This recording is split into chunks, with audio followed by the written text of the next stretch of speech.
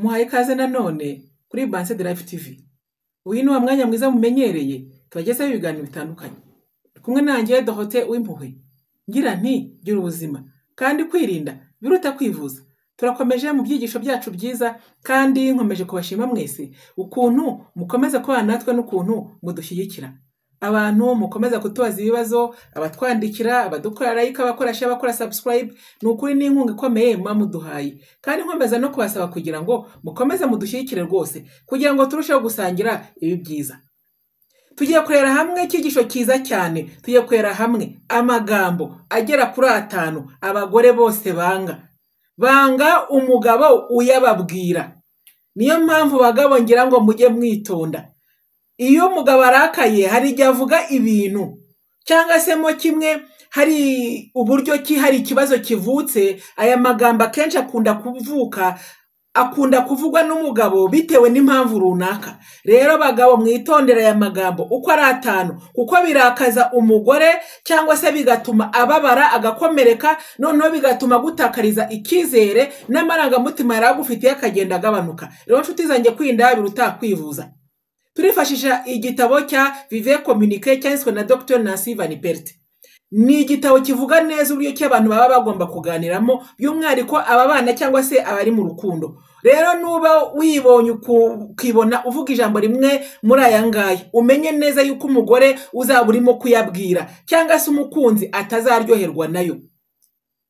Ijambo rya mbere abagore bose banga: kubwira umugore ngo urarya cyane, nanga ukuntu ungana nk'ingurube.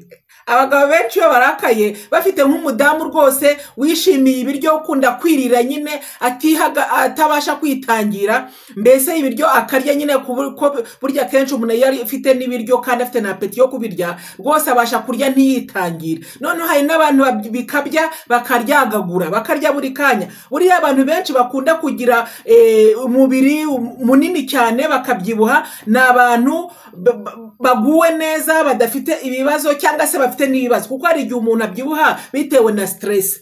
Noneho rero akaba n'umuntu ubyibuha bitewe nuko arya nyine akaryagagura. Noneho kandi akunda kurya ibiryo birimo amasukari n'amavuta menshi cyane, ibiryo biryoshye cyane rwose bitetse birimo amavuta menshi, birimo amasosi, birimo ibintu bijyanye n'amafiriti, ibintu nk'ibyo amata menshi, bakabyibuha. Noneho kumva umugabo noneho avuga ati sikwe nanga ukuntu urya cyane, nanga uburyo ki ubyibushye ungana nk'ingurube.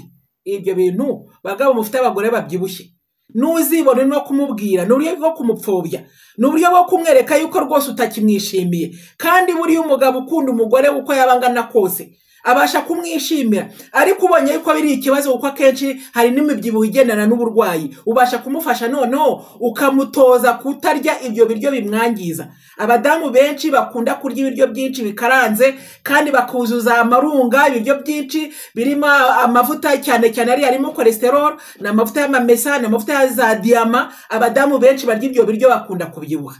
Nubwo harimo n'abagira stress z'ibibazo batanarya, noneho nyine umusemburo wa cortisol wazamuka bigatuma noneho umubiri utabasha kuringaniza isukari n'amavuta. Noneho ugasanga ibinure bibaye byinshi mu mubiri we kuko byitekeye mu maraso. Rero bagabo mwitondereye ibintu. Nta mugore n'umwe by'umwihariko afite ibiro byinshi ababyibushye cyane, kuko n'ubundi muri gahunda cyangwa se muri rusange abadamu benshi b'Abanyafrika bishimiye ibiryo, bishimiye urugo cyangwa se bababajwe mu rugo bakunda kubyibuha. Rero mwitonde kuvuga iyo ubwiye umugore ngo ararya cyane angana nk'ingurube cyangwa arya ibiryo byinshi nyine urimo kumutukagura, biravuze ngo ntabwo ugishaka kumugaburira nyine. Rero umugabo ufite ibiryo reka umugore yirire nyine, ariko namwe badamu nyine mwiga kurya nibura n'ibiryo byiza bibasha gutwika ibinure bigatwika n'amavuta. Noneho mukaba mufite ubunini ariko bugendanye n'uburebure, kuko hari igihe uba ufite ubunini noneho rero ukaba igihe uri mugufi ugasanga noneho bizanyemo izindi ndwara, umugongo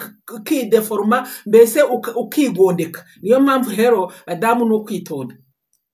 Ibiryo byiza, urya amasarada ahagije, utembere, ugende ukore urugendo rw'iminota 30 buri munsi kugira ngo nibiro n'ibinure bigenda bitwikwa buri munsi. Rero kwirinda biruta kwivuza. Nawe uramenye udahurwaho umugabo, ariko nanone buriya umugabo ujya kubivuga ngo umugore ararya cyane cyangwa se umugore arabyibushya ngana nk'ingurube, n'umugabo watangiye kureba ku ruhande. Badamu icyo kintu mubimenye. Umugabo wese ahora yishimiye umudamu ukuntu ameze.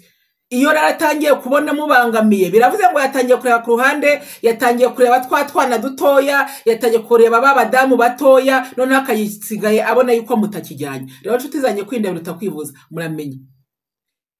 Irindi jambo rya kabiri ribabaza umugore ahava akagera, nuko umugore yaguketse cyangwa se yakubonye urimo kumuca inyuma, ufite abandi bagore se ugendana nabo cyangwa se n'abakobwa, ukavuga utari koski nawe urakabya, urafuhuga kabya. Ubu se koko buriya ubona mba nakoze iki? Suri uriya mukobwa rwose ni ibintu bisanzwe, ni ibintu biraho. Uriya mudamu rwose ni ubucuti busanzwe, nta kintu kibiri inyuma. Rero badamu bagabo mubimenye ko nta mugore unezezwa no kumubwira ibyo ngibyo, abashaka ubusobanuro bw'umubano mufitanye. Kandi buriya umugore yajya kukubwira ngo uwo mukobwa cyangwa se umugore birenza akamukubazaho, buriya badamu bagira icyo twita intuition, ni ukuvuga ngo afite impano y'uko umutima we ibintu bidagenda neza uramukomanga. Rero buriya umugore abikubwira neza yibona yuko ibintu bikabije. Umugore cyangwa se umukobwa mudafitanye urukundo cyangwa umubano wimbitse cyangwa wihariye, ntabwo umugore abitindaho, abona ko kuko ari ibintu bisanzwe. Ariko iyo bimaze kuba biri ibintu byimbitse bimuzamo akabyiyumvamo. Niyo mpamvu rero uzumva bikubajijeho. Rero nabikubazaho ukamubwira ati ski wiza n'ibyo bintu byo gufuha cyane nawe urafuga kabya, urimo kumukomeretsa, ntabwo urimo kuvuga ku kibazo, urimo kugihunga.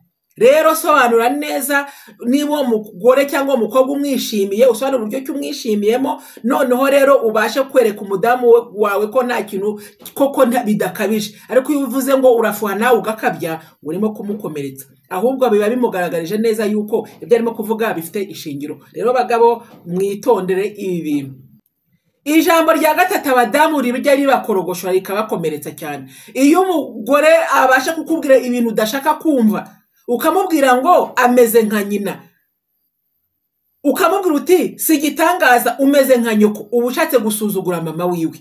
Rero kuba udaha agaciro nyoko bukwe ni ibintu bimukomeretsa. Rero mugabo jya umenya neza ko umugore nakubwira ikintu ni ikintu kiba kimubabaje, kandi uko urushaho kutagiha agaciro uramukomeretsa. Uko urushaho kumukomeretsa umutima gufiteho ugenda ugabanuka, amarangamutima gufiteho agenda agabanuka. Niyo mpamvu ushobora kuzisanga ugasanga umudamu wawe yagukonjeye, uratashye nta ureba yuko wanatashye, ntabwo akikwitaho, ukahita ubona neza ko yahindutse, ugatangira noneho kubaho ubwo ari wowe ubasha kuba umutekereza yuko aguca inyuma.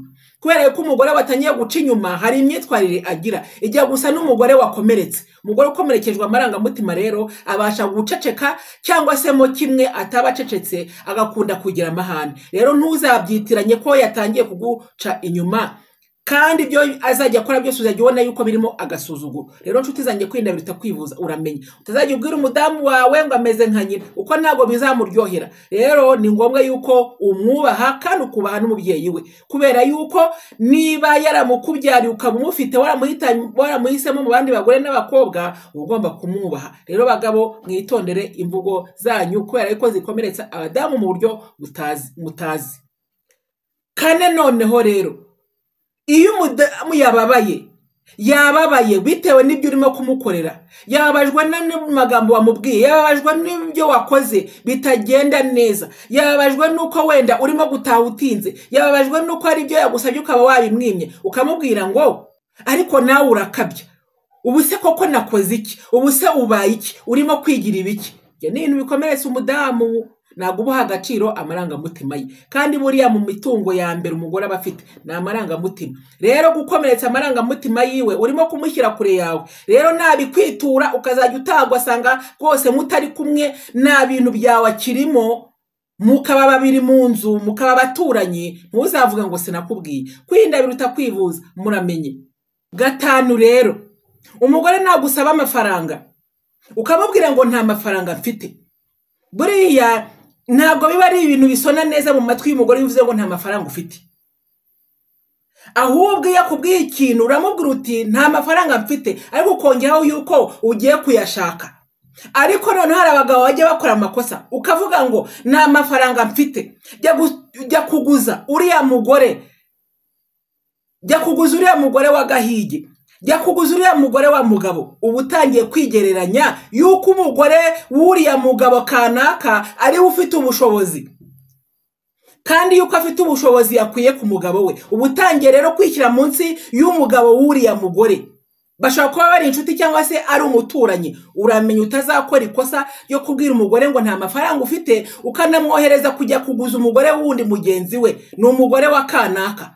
Kubera yuko ubugaragaje yuko umugabo wiwe akurenzeho. Nta mugore runezezwa no kumva yuko umugabo we ari munsi y'umugabo wundi. Ubu ugomba kumubwira uti nshuti yanjye mukuru uyu munsi nta mafaranga mfite ariko ngiye kuyashaka mu gihe gito rwose ndabanyabonye, cyangwa se uyu munsi ndayashaka ndayakuzanira, aho akaba ari wowe ujya kuyaguza.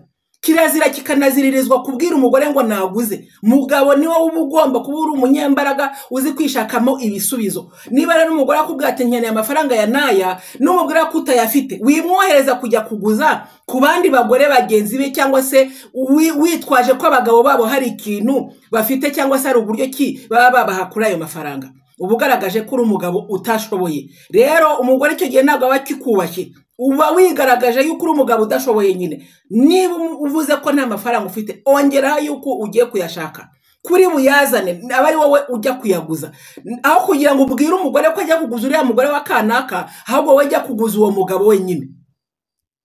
Kandi sinangombwa kuvuga ko ugiye kuguza, wowe mubwira ko amafaranga uri buyabone, noneho ahubwo uzo uyazanye. Niba utanayabonye umubwira uti hangane ntabwo nayabonye, ejo nzongera ngerageze. Ariko kirazira kikaziririzwa kumubwira ngo nta mafaranga ufite, kuko n'ubwabyo ni ikibazo. Ubundi umugabo igihe cyose aba ari umuntu uzi gushaka ibisubizo no kubazi no gushaka amafaranga, kuri iki buri munsi igihe bayakenereye mu rugo agomba kuba ayafite. Rero niba utayafite koko, birashoboka ko waba utayafite, vuga yuko ugiye kuyashaka, ariko ntuwohereze umugore ngo najye kuguza uwundi mugore mugenzi we. Rero nshuti zanjye, kwirinda biruta kwivuza. Muramenye ibi ni ibintu abagore banga, ni ibintu bikomeretsa amarangamutima y'umugore, ni ibintu bituma umugore atongera kukwizera, ni ibintu bituma umugore atongera kukwikishyikiraho, akabona neza yuko uri umugabo udashoboye cyangwa se mo kimwe udashobotse. Bigakomeretsa amarangamutima yiwe, bigatuma umugore aba mu rugo abihiwe, cyangwa se no mu rukundo akaba arabihiwe. Rero nshuti zanjye, kwirinda biruta kwivuza. Muramenye. Ese hari ikindi kintu ushobora kubambwira mu byo ntavuze? Nyakira muri comments. Niba mushya kwica no kora like, ura subscribe cyangwa se abone, kandi ukomeze gusangiza ibi byigisho inshuti n'abavandimwe. Yagico kwana namwe bakumwe na Dorothée Uwimpuhwe, naho butaha muri video ikurikira. Bye bye.